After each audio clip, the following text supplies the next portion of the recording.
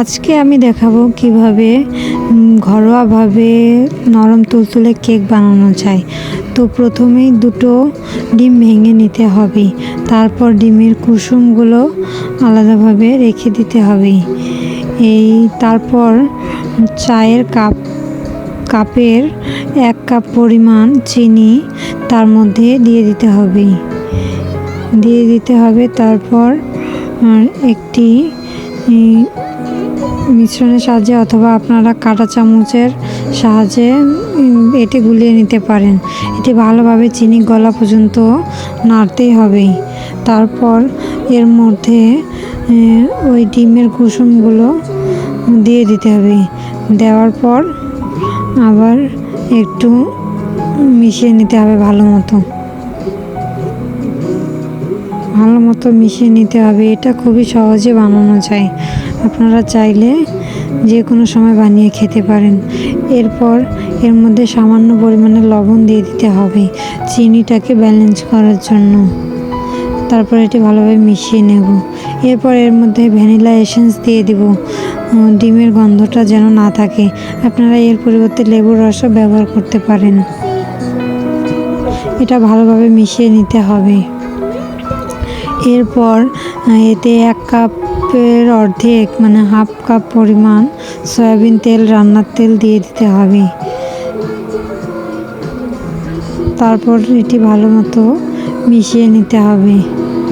আমি যেভাবে করছি আপনারা একটু হিসাব করে করবেন, হয়ে যাবে। এরপর এর মধ্যে 2 কাপ পরিমাণে আটা দিয়ে দিতে হবে।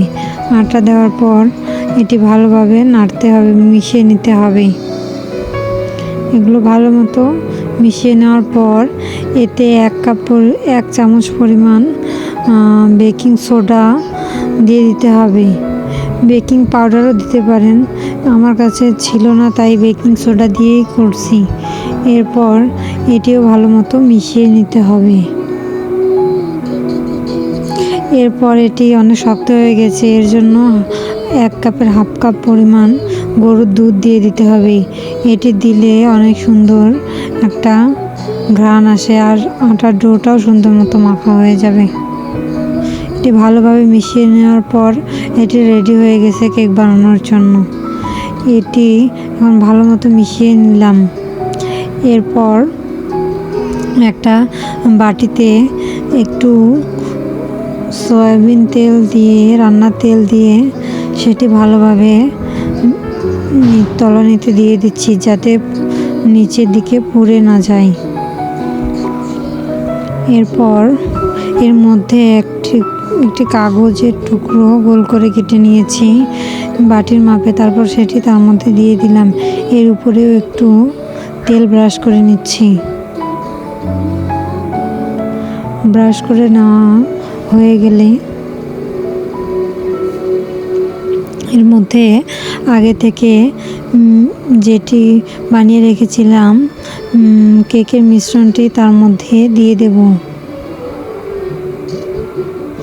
ভালো মতো এটি দিয়ে দেওয়ার পর আমি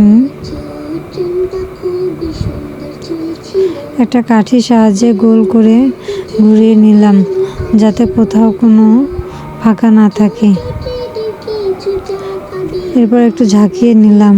এরপর একটি চুলার মধ্যে একটি ডেকচি বসাই দিয়ে তার মধ্যে স্ট্যান্ড দিয়ে দিলাম। আমার কাছে যেহেতু স্ট্যান্ড ছিল না তাই বাটি দিয়ে করলাম। একটা ছোট বাটি দিয়ে দিছি, তার উপরে কেকের বাটিটা রেখে দিলাম। এরপর এটি ঢাকনা দিয়ে দিলাম। এরপর এটি 30 থেকে 45 মিনিটের মধ্যে কেকটি রেডি হয়ে যাবে। এরপর 30 থেকে 45 মিনিট পর এসে আমি দেখলাম যে কেকটা হয়ে গেছে। তো এরপর একটি